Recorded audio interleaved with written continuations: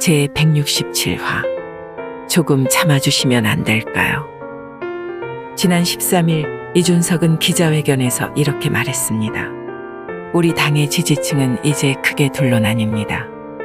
태극기를 보면 자동으로 왼쪽 가슴에 손이 올라가는 국가 중심의 고전적 가치를 중시하는 당원과 지지자들이 있다면 그에 못지않게 자유와 정의, 인권의 가치를 최우선으로 삼는 당원과 지지자도 있습니다. 시대가 변해가는 것입니다. 그의 수많은 궤변 중 하나였지 않았나 싶어요.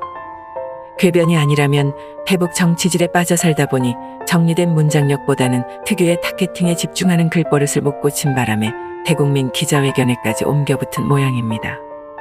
여하튼 본론으로 돌아와 이준석은 국민의힘 지지자들을 제멋대로 해석해 공식 석상에서 둘로 갈라치는 오만함을 보임과 동시에 옛것이라 일컫는 고전적이라는 참으로 고약한 단어를 끼워 넣기도 했어요. 당연히 제 생각은 다릅니다. 지난 24일 법사위에서 한동훈 장관은 특별감찰관이 공석이라며 지적하는 박범계에게 옛날 없이 어떻게 미래가 있냐고 대받았었죠. 이날 법사위 안건이 2021년도 회계결산임을 들어 당시 법무장관이던 박범계에게 역공을 편 것으로 사안은 다르지만 옛날이 현재와 미래에 영향을 미친다는 것은 마찬가지로 읽힙니다. 전쟁의 여파를 직간접적으로 체험하고 이 나라가 어떻게 번영했는지를 몸소 체험한 지금의 어르신들을 고전적 가치를 중시한다는 간단한 문장으로 어떻게 형언할 수 있을까요? 현재의 정치인들이 지금처럼 배부른 이념 갈등이나 부추기고 있지만 역사를 거슬러 올라가면 영원함이 한데 어울려 보수 정권을 지지해온 시절도 있었는데 말이에요. 태극기를 보면 자동으로 왼쪽 가슴에 손이 올라가는 국가 중심의 고전적 가치라니 그가 한때 당을 대표했다는 사실이 아찔해지는 발언이 아닐 수 없겠습니다. 한편 현재의 대한민국을 헬조선이라고 비판하는 청년층에게 이병태 교수는 이같이 다그칩니다. 나는 부모 모두 무학의 농부의 아들이고 그것도 땅 한 평 없던 소장농의 아들로 자랐다. 중학교 때까지 등잔과 호롱불로 공부했다. 제발 응석 부리고 빈정거릴 시간에 공부하고 너른 세상을 보라. 우리 사회가 부족하면 부족한 대로 이유가 있는 것이다. 그 이유를 알뜰하게 공부하고 나서 비난해도 늦지 않다. 사람값이 싸다고 투덜대기 전에 누구 한번 월급 줘보고 그런 철없는 소리를 하고 월급보다 더 가치 있는 직원이라고 증명해라. 그런 직원 찾으려고 기업주들은 눈에 불을 켜고 찾는다. 나는 당신들의 그 빈정거림과 무지에 화가 난다. 그러니 나보다 더 고생하고 생존 자체를 위해 발버둥쳐야만 했던 나의 앞세대, 내 부모님 세대는 오죽하겠나. 당신들이 아프다고 할 때 나는 그 유약하고 철없음에 화가 머리 끝까지 난다. 뼈가 시리면서도 가슴이 웅장해지는 이 글의 일부만 살펴봐도 알 수 있죠. 지난 이준석의 기자회견은 성명이 아니라 응석이고 몽미라는 것을.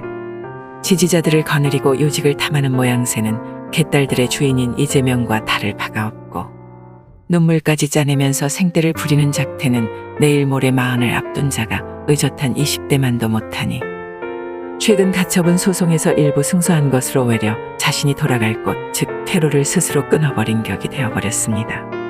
또한 일부에서 윤석열과 한동훈을 두고 부정탄핵의 주범이며 이는 우파의 모순이라고 깎아내리지만 이준석은 그 부당한 탄핵에 부채질을 했었던 입장이니 그런 소위 온건파의 소신 범주에도 끼지 못하죠. 이준석이 정치 일선에 있었던 인물이라면 윤석열 정부가 들어서고 지지층의 큰 변화가 일어난 두 정치 평론가가 있습니다. 첫 번째는 정규재 주필이죠.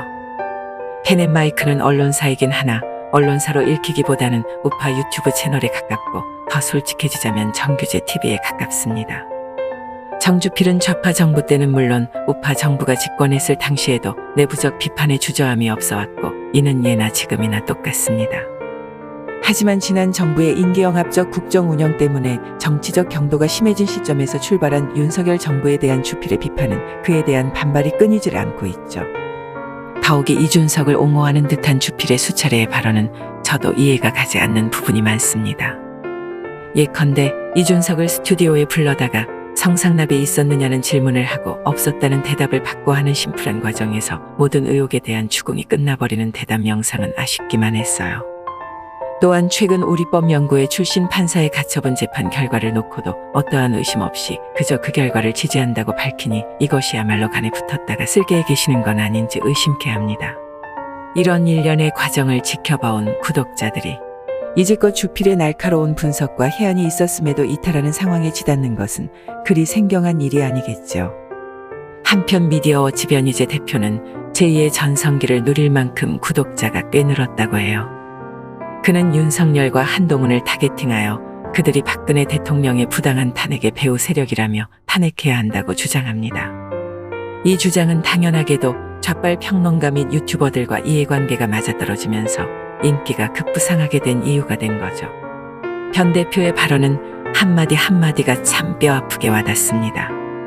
우리는 이재명을 막기 위해 윤석열 대통령을 도구로 썼을 뿐이고 기왕에 이렇게 된 거 탄핵의 강을 건너야 하지 않겠냐면서 여기까지 왔는지도 몰라요. 반면에 당시서부터 지금까지 입장이 변하지 않은 변 대표를 논리를 갖고 반박하기엔 어려움이 뒤따르죠. 좌빨 유튜브에 출연하면서 그런 자들과 연대해가면서까지 자신의 입장을 관철해야겠냐는 의견에는 찬반 여론이 따라붙겠지만요. 동지 여러분, 자유우파 이념이 널리 퍼지기 위해서는 우리끼리의 연대만으로는 부족합니다. 유년 시절부터의 교육이 필요하고 정확하고 분명한 계기가 있어야 하며 그 외에도 여러 가지 조건이 성립되어야 합니다. 좌빨이라고 배척하고 다른 소리를 낸다고 거리를 두는 방식은 그래서 안 된다고 말씀드리고 싶습니다. 하지만 좌빨들이 마음을 모아 이재명을 추앙하고 온갖 미디어가 좌빨에 장악된 이런 시점에서 여러분들의 다양한 목소리를 꼭 지금 내셔야 하겠습니까?